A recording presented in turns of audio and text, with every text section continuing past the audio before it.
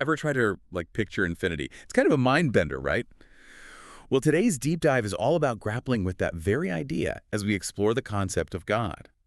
And to guide us, we're turning to Charles H. Welch's thought-provoking book, Is God a Person? And what I find so refreshing about Welch's approach is this. He readily admits, right from the get-go, that everything we can possibly say about God hinges on what God chooses to reveal about himself. Ooh, that's a good point. It's like we're limited to whatever signal God decides to broadcast our way. It is. And this reminds me of a quote by Dr. Kyer, who wisely said that our theological investigations, totally confined to the knowledge God chooses to unveil. We just can't go beyond that. So we're kind of like those old-time radio listeners tuning in to get a glimpse of a much bigger picture. But here's where I really start to do a double take. We're talking about a God who's described as pure spirit, invisible, beyond human understanding. And yet, the Bible often uses really human terms to depict him hands, a face, even emotions like anger and joy. It's like, wait, how does that work? That, my friend, is the beauty of what we call anthropomorphism. Think of it this way. It's like God speaking our language, using our human experiences as a way to make the divine more relatable. Makes sense. Sort of like trying to explain, I don't know, the taste of chocolate to someone who's never experienced it. You have to get creative. Exactly. You'd probably use comparisons, find analogies to things they already know. Anthropomorphism is kind of like God's way of doing just that, making the abstract a bit more, graspable for us. So we're not meant to take those descriptions literally. It's not that God's up there with an actual physical beard. Right, exactly.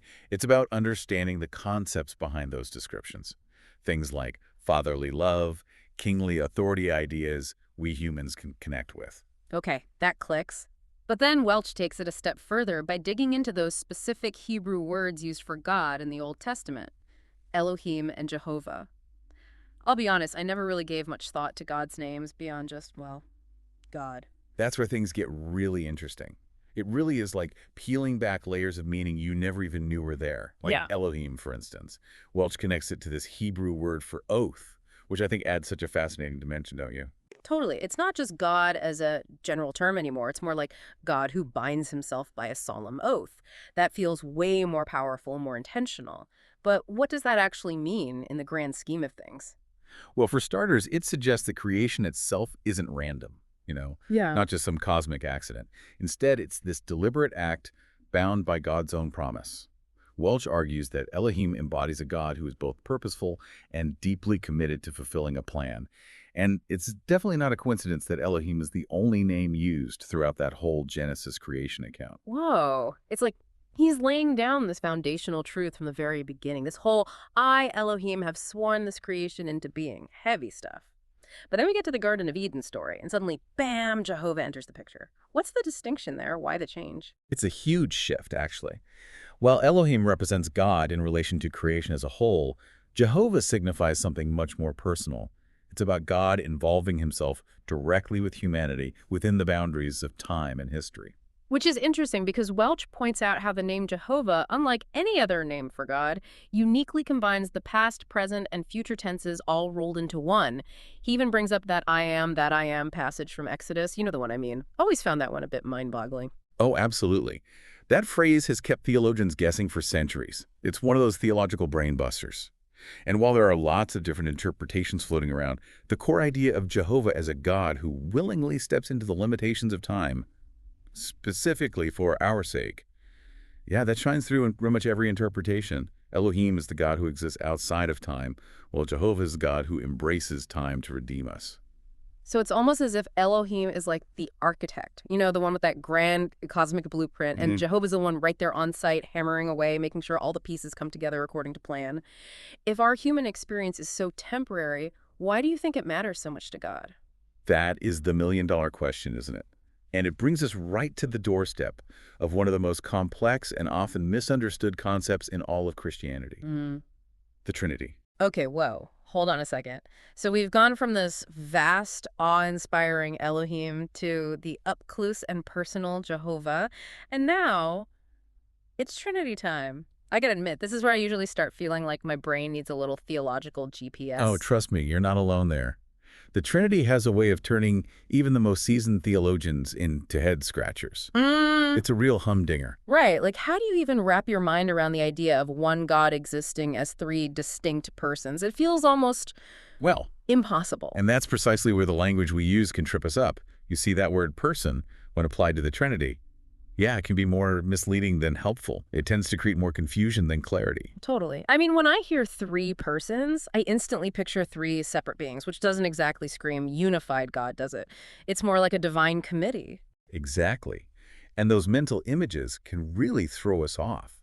It's like trying to fit square pegs into round holes. It just doesn't quite work. In fact, Dr. Chalmers, another scholar Whelch brings into the conversation, actually cautioned against tackling the whole Trinity concept too early in our theological journeys. And you know why? Because he recognized how those preconceived notions, those images our language conjures up, can lead us down some pretty confusing rabbit holes. That makes a lot of sense. But here's where Welch's deep dive into the etymology, like the history of the word person, totally blew my mind.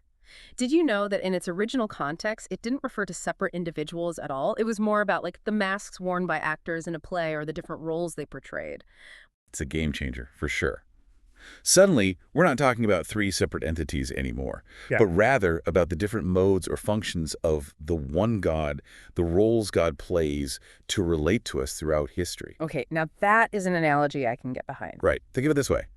It's like God putting on different masks, different hats for specific purposes, but it's always the same God behind those masks. Always. So like those incredible one-person shows where you see a single actor seamlessly transforming between all these different characters, different voices, different mannerisms, but still the same person underneath it all. It's mind-blowing. Didn't Tertullian, that early church father, have a similar take on all of this? He did. Tertullian was way ahead of his time. He used the word economy to describe the Trinity, suggesting it's not some rigid, unchanging dogma, but rather God's dynamic way of interacting with us, almost like a divine strategy for orchestrating our salvation. Which brings us right back to our earlier chat about Jehovah. It's like we're seeing this beautiful pattern emerge, this incredible tapestry woven throughout all of Scripture, God willingly limiting himself, taking on specific roles, revealing himself progressively throughout history, all with the ultimate goal of reconciling us back to himself. Beautifully said. It really is a love story for the ages, and it gets right to the heart of what Welch is trying to convey. The Trinity isn't just some abstract puzzle to solve, some theological riddle to crack. It's a breathtaking love story unfolding across time and eternity, a story about God's relentless pursuit of our hearts. It's about relationship. Wow. That's an image I'm going to be sitting with for a while. And, you know, it makes me wonder if the ultimate goal, as Welch points out from 1 Corinthians, is for God to be all in all, what does that mean for us right here, right now, in our everyday, messy, complicated lives? What does it look like to live in light of that reality? Now, those are the million-dollar questions, aren't they? Questions worth wrestling with, wouldn't you say? If God, in all his fullness and all his unfathomable complexity, desires to be united with us, if he's willing to limit himself, to make himself vulnerable, all for the sake of love, how should that transform our life? How does that impact how we view worship, service, even our everyday interactions? Lots to ponder there. And on that note, we'll leave you, our incredible listeners, with those reflections. If you're ready to dive even deeper into this topic, be sure to check out Charles H. Welch's book, Is God a Person? You can find a link to it in our show notes. Until next time, keep exploring, keep those questions coming, and as always, keep diving deep.